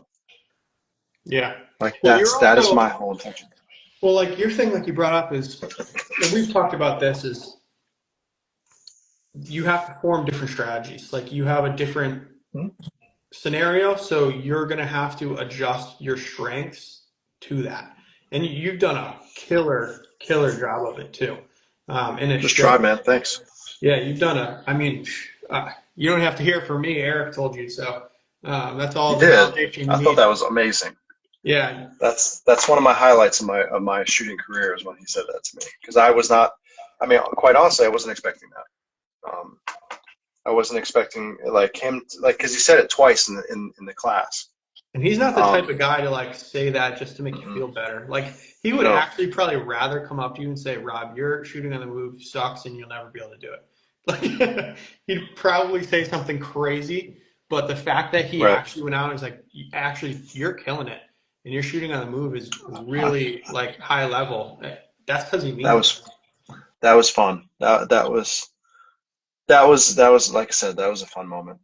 You know, I enjoyed that. And in that class, we did the big stage, and I was the second fastest and the only person shooting irons in that group. But I mean, um, this person here brought it up. We should talk about our class that's coming up in March. Sure, man. Um, Yeah. we got a class March 29th in Granby, Hmm. Mass. The same place where we had our last class. But yeah, I mean, we specifically wanted to have it in the beginning of the season too because it's a great opportunity to tune up. A lot of people are ramping down their training in the winter, and then they come to the season, and when it's a great opportunity to get in there, train hard, learn some great lessons to take into your season to really nail down. Oh yeah. I mean, you talked about it too, but we'll have a full field course set up. We'll do, we'll probably, depending on where everyone's head's at, I like to always start fundamentals. People like to say that's boring, but every time you pull the trigger and every time you move the gun to the next one, all your points are generated off of how good your fundamentals and how well you can bring those to the highest level possible. Hmm. So although people may say it's boring, I think if you're not being able to shoot your gun at a high level, it's probably because your fundamentals are not where they should be, in my opinion. And then after that, I love talking about moving and shooting and entries, talking about the math, how I prepare for a stage, the mental game, how to execute. And obviously, Rob, you're you've been doing this a long time and can definitely speak to Trying. how the class was run and how we prepared to do it again in March. Well, I liked the idea of listening to what the group is looking for. So, when we start the class, we ask what people are looking to get out of the class. And by having them discuss that, it ends up giving them a more valuable experience to them, you know, and it ends up being similar to what we're talking about here, where people are going to get some fundamental work out of it. People are going to get some movement work out of it. They're going to get some transitional uh, practice. Like the way it'll work is giving people an opportunity to run the stage cold. That works out good. And then we go through some skill set stuff to build people up so that when we run the stage later in the day and maybe vary some stuff up, they now can take these skills and apply it within the couple of hours they were there. And that gives them, plus with their input and us being adaptable and flexible in terms of our approach and what we're doing, it gives people an experience that is uniquely personal to each class, right? You can take the class in March and you'll take the class in September. It'll probably be different because the people are there that are different, they need different things, and our job is to deliver, which makes us better as instructors too, because it doesn't always go the same way for us. So it gives us a chance to be able to demonstrate to a higher level with a class structure that's not 100% the same every time. Yeah, I would really call it more of a coaching session than anything. Mm-hmm. I mean, Yep. if you played sports, you'll understand it, right? Like, obviously, we're not having a 30-man roster for the class, so it can't be Mm-hmm. directly compared to a sports team. But like, say your sports team was, I don't know, 10 people, a random number, right? Your practice is a coaching session. You may have the scrimmage, which could be our stage. You may have, breaking down fundamentals of whatever you're doing. You may have, some teamwork stuff. You may have one-on-one stuff with the coach, or the offensive coach comes in and you work out with that coach for this one thing. Or, say we're doing these drills, working on these skills. Now you have two coaches in the area that keep eyes on you. So it's a little different, and exactly what Rob is saying. Like, if a lot of people in the class are struggling with this certain skill, we adapt and we turn it to a coaching session on that skill. Yep. So that way, if you're coming to a class and you expect to get something out of it, as far as, so I want to speed up my transitions, or I need a better grip, or like I need to work on entries and exits. If we didn't coach you on that, we're doing you a disservice, in my opinion. Mm-hmm. If that's what you want to get out of it, that's what we're going to do, and I really think that's where we separate a lot, is because it's more of a fluid coaching session on what people need to learn, and then obviously with a full USPSA stage 2, we go through that whole thing. I mean, even when I was just demoing how I like to approach a stage, how I like to prepare for it, same with you, It's the good. level of detail, I think my approach is a little different, but also not at the same time. I think it just helps to have multiple people verbalize it and coach you through Yep. the process, especially if it's new to you. Well, I think what's good about it also is there are multiple ways to get similar results. Mm-hmm. So what's good is certain people are going to resonate with the way Matt explains how he does things. Certain people are going to resonate with the way I explain some things. So you get multiple techniques that give you the chance for success in your own unique situation, and that's what's most important. Because every class, and this is myself as a student, any class that I've taken, what you guys are really looking for is patterns. What are the patterns between the people that you're training with that are universal, right? And then you can pick several unique traits that you particularly like from specific people, and you might pick one thing from, like, my grip is a combination of like 5 different people's instruction combined with my own spin on things, right?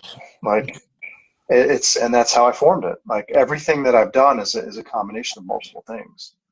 So a common thing to pay attention to as a student is what are common patterns among everybody that you train with, and then what are the unique things that you like about specific people that might work well for you that you can pull in and play with. And having 2 people there to be able to share their knowledge like that gives you twice the potential options, which is valuable.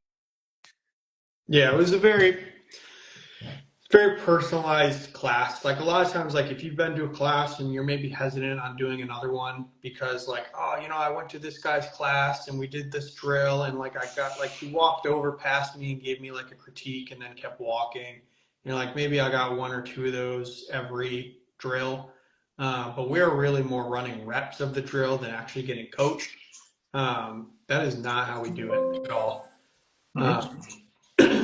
And I think if you're looking for more of that, like that one-on-one private session kind of feeling, if you've ever done that, Yeah. where it's like, oh, I want to go get a coach and I want it to be just me for however long. I think that's more of the feeling that you're going to get out of our class versus everyone stand on the line. We're in 200 rounds of this drill. Yep.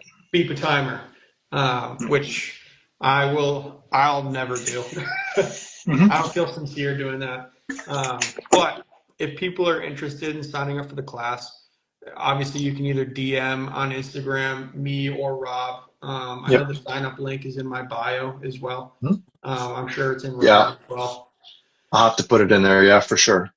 But yeah, I mean, any Awesome. questions too, feel free to reach out to Please us. do, I guys. know Rob's got an online program as well if you want to talk about that for people that are interested in more of like a community-based online. I'll share it for anybody who's still on here. I probably should have shared it a long time ago. I don't know if people can look at it, but if you guys are interested, I'll give it a quick show, and then we'll kind of head on for the night. So right here, you can see here, like this is a school. It's on the school app, SKOOL. Move So we your got the camera community. down a little bit, Rob. Yeah, gotcha. There we go. Awesome. You see it? Mm-hmm. Cool. So yeah, this is the community. We got 460 people in there. We have a community, a bunch of different forums. You give feedback, answer questions.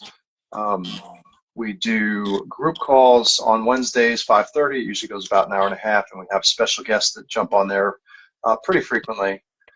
Going into the classroom, we have a bunch of, lessons. You can see this, all lessons upon lessons upon lessons, all pre-recorded content. Guest recordings are the live calls are recorded. We have a whole bunch of special guests here, and then we have all the recordings, which I actually have to update a couple of them, but usually record them. They're like masterminds there. So, some ACE training information, including the 90-day plan, follow along dry fire videos. We got a whole bunch of stuff on here. So, this is meant to be a whole one-stop shop for anybody who wants to jump in there. And anybody who wants to ask more questions about that, feel free. My intention is to help you guys best I can. That's all. Make myself as good as I can to help more people. Well, thanks for your time, Rob. This was fun. I'm sure we'll definitely be doing this again, and obviously we'll see each other in March. And man. The Triple Crown match is coming up too. I know you signed up for a couple. I'm signed up for both. Yeah, the first one, the last one, I'm signed up for. Janine has her nationals for triathlon and for her first one, so I'm going to be going with her to that. Nice. And for people that don't know, there's 3 more level 2s being added to the schedule this year. And Hunter Constantine is the title sponsor for these matches, and it's a really cool series. So it's 3 level 2s throughout the whole year, and they're based on an aggregate score system. So you basically collect points at each match, and then at the end of the year, there's a championship. And the leaderboard of the most people that have the most points win. It's going to be cash prizes. Let's do it. I'm telling you, last year I won a Vortex optic, a bunch of ammo, more apparel than I know what to do with at each of these matches. It's a lot of fun. Hunter, like I said, Hunter is sponsoring it, so I'm sure there's going to be even bigger cash prizes. It's a good time. It's definitely worth traveling to. Sign-ups are up now on Practice Score. And yeah, same guy that makes the Area 7 stages is making all the stages for Triple Crown too. So they're going to be good, high-quality stages. But yeah, thanks for your time, Rob. We'll have to do this again. Well, my pleasure, dude. Happy to be here. And thank you guys all for jumping in. Yeah. Have a good night. See you soon, brother. Later.